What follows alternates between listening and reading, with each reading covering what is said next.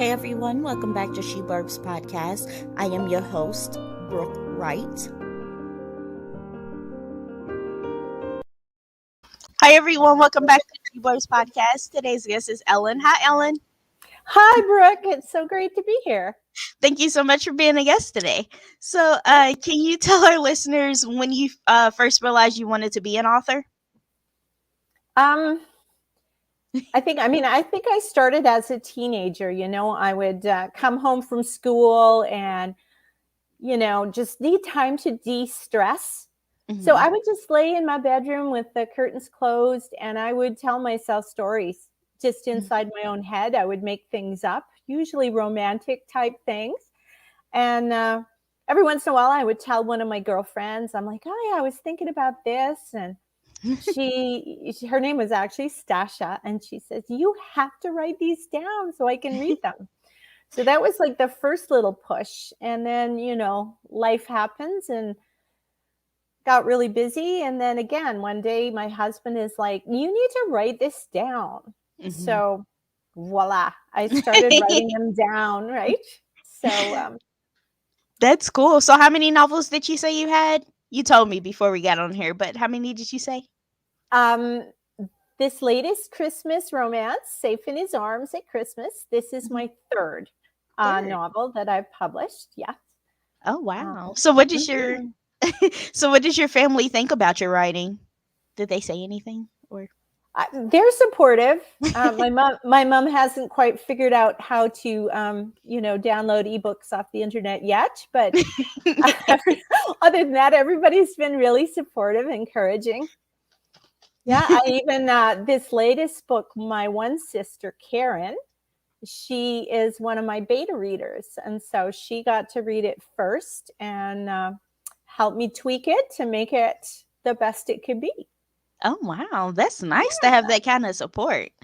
Yes, it is. It's great.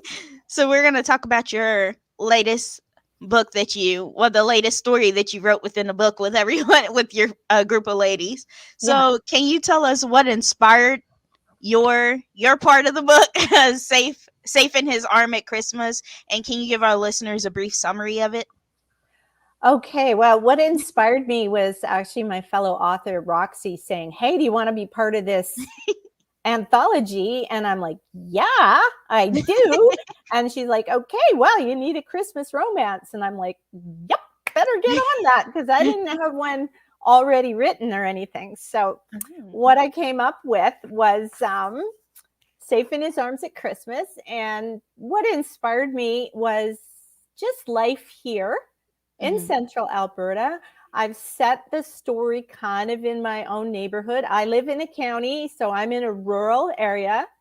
I have 10 acres, but I'm surrounded by my neighbors' quarter sections, and they raise cows and grow wheat and canola and oats. And so I kind of set it out here in the county, in and around the area of Red Deer, Alberta. So what happens in my story is, with Christmas fast approaching, Nicole Mitro is desperate to find a safe place to live after the terrifying incident she survived in the city. The little white farmhouse with its rosy-cheeked landlady and odd collection of goats seems like a perfect country haven to create new memories in, until Dr. Garrett Pine shows up and nearly scares Nicole to death. Garrett is haunted by a past mistake and determined to do things differently. This time, farm life, he thinks, is too dangerous for his aging parents. All he has to do is convince them to sell and move into the city. It would be an easy task, except for elfin-faced beauty Nicole with her dramatic gray eyes that's twisting his heart and thwarting his plans. As Christmas approaches, sparks fly and secrets emerge. But will it end in tragedy? You'll have to read to find out. Ooh, I like that. So how many stories are within that one? That one's nice. So I know there's a Christmas theme of the whole book, but is there like a underlining theme? Like I'm trying to understand. So country Christmas. Okay. Country Christmas. And of course, in any good story, you've got a conflict. And so in this story, Yeah. Nicole has had something happen in the city, and she's just decided city life is dangerous and she Mhm, wants to be somewhere safe. So mhm, she's heading out to the farm. Well, she winds up on Garrett's parents' farm, and he has had something happen in his past. He knows farms can be very dangerous places, and mhm, he wants his parents out of there. But here's Nicole helping out and doing chores and keeping them happily on their farm. And so the conflict of what he wants versus what she wants, set in the backdrop of Christmas. Um, mhm. and of course, I have goats just for pets. So we had to throw in some goats to make things interesting, right? Yeah, that's cool though. That is cool. So, can you tell our listeners what inspired your title? The theme of safety, the theme of safety, and how in the end, Nicole discovers safety isn't a place. Hmm. It's the people you surround yourself with. I like that. I like Yeah, that. That's good. yeah. So, can you tell us how you developed your characters and traits for the book? Um, well, I try to make my characters as real as I can. Mhm, You want your characters to be multidimensional. Nobody is just sort of black and white. Everybody mhm, has layers and nuances to them. And even when somebody is doing something that you disagree with, mhm, often, they have good reasons why they're doing what they're doing and why they think what they do. mhm, I would say, aside from the straight out psychopath, everybody believes they're doing the right thing. right. That what they're choosing to do and how they're choosing to act, they have good reasons for it. They think they're the person who's in the right, even if someone else looking at it may disagree with, what they're Mhm, doing. Everybody really is coming from a place of they want what's good and what's best in their mind, mhm, right? And so, you create these layers of people. Uh, I made Garrett a doctor because I needed him to be out of town a lot, and I needed him to have some place that he was escaping to. So I made him oh, volunteer with Doctors Without Borders.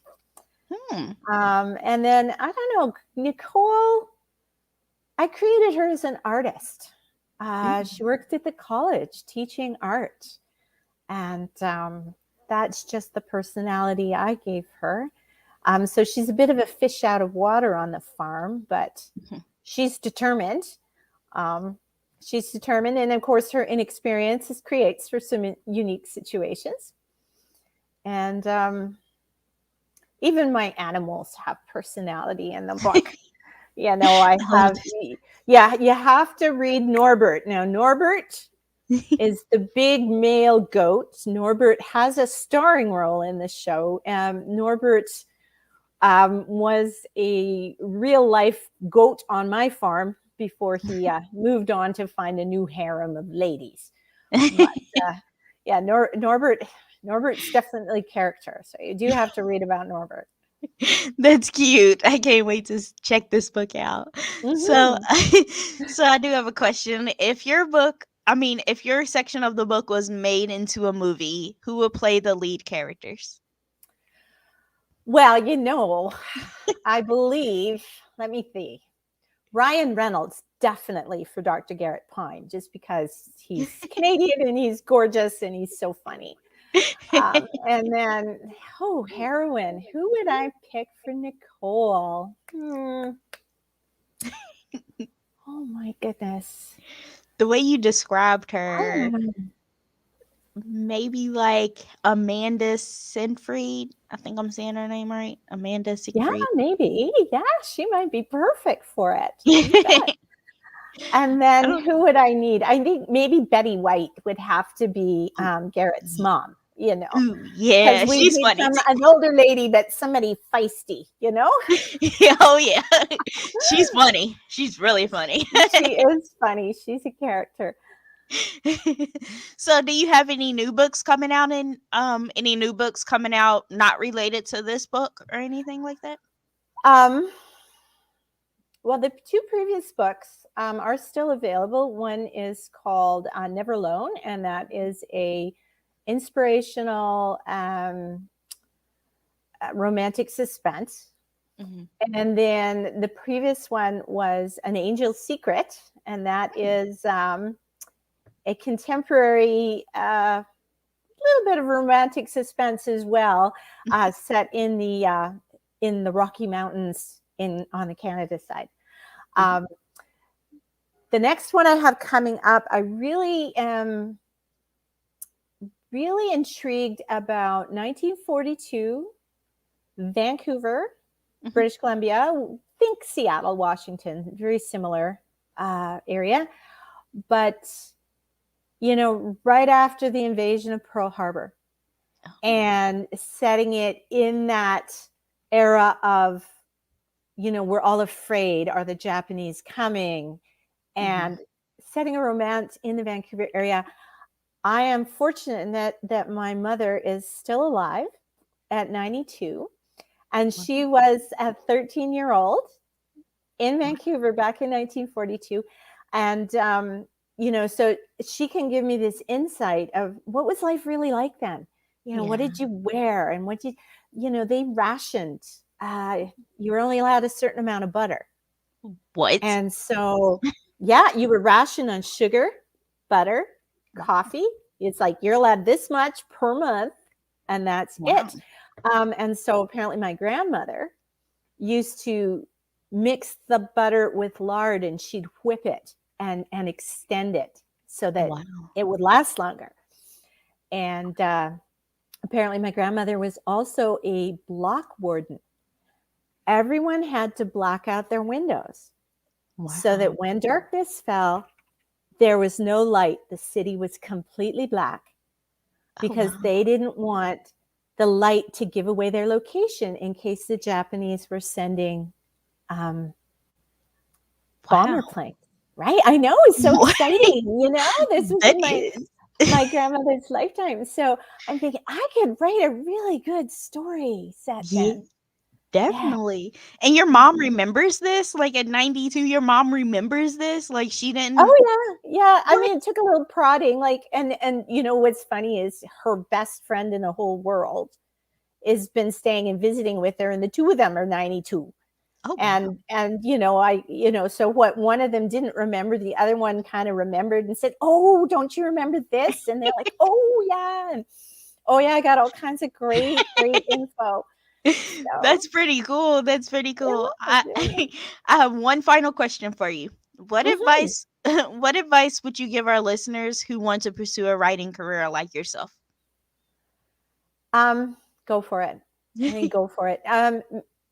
Everybody's, people sit back and they write and they write and they write and they write and they write and they write and they wait for it to be perfect. Mhm. Well, it's not going to be perfect, Right. but it's going to be good. Yeah. Right? So, um, I would say, if you know nothing, take a few classes on plotting and characterization, but then don't spend forever there. Okay.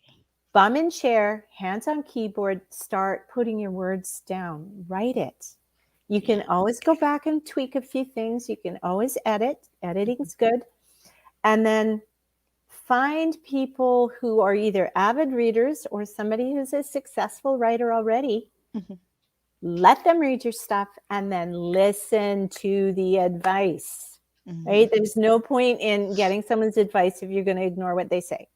Right. Doesn't I mean you agree. have to do everything they say, but listen carefully. Learn. Don't be too proud Mhm. to change a few things, to tweak a few things, Mhm. because someone who's an avid reader of good literature or someone who's a successfully published, they're going to tell you things that is just going to make your writing better. Mhm. So listen to them and That's take some true. advice. Yeah. That's And true. then That's really and great then advice. just put it out there, because that's the scariest thing, I think, when you push that last button on the keyboard to Mhm. publish. Mhm. That's scary, but it's worth the risk. That's true. That's really great advice. I'm definitely gonna take that advice. I forgot one more question. But Yeah. where can we go to purchase your books? Our books, the anthology is available on multiple formats. I actually have a note here somewhere. If, yeah, somewhere. It's on Amazon, and I think there's a universal link. There's a Oh. universal link. So if you go books to read, that's books, the number 2, read.com. Okay. And then you can look up hugs, kisses, and mistletoe wishes. Ooh, I can't wait to Also, check it people out. could find mine through my webpage at ellenjorgy.com. Just like my name is on the thing, ELLENJORGY.com. And there will be links to Amazon through my webpage, and they can find our books there. Yeah, that's awesome. Thank you so much, Ellen, for coming on my podcast today and chatting with me. Thank you so much for having me, Brooke. It's been so much fun. You have a great day. Okay, you too. Bye. Bye. Hey everyone, I want to thank you all so much for listening to my podcast. And my little dog is in the background. But thank you all so much for listening to my podcast. And thank you all so much for supporting me. I greatly appreciate it. Like Ellen said, you can go on her website and purchase her books or check out what other books she's having coming out or working on or anything. It is within my website. So if you go to She Blurbs, go Google She Blurbs, then you can go on my website and check her books out. Thank you all so much for supporting me and have a great day. Bye.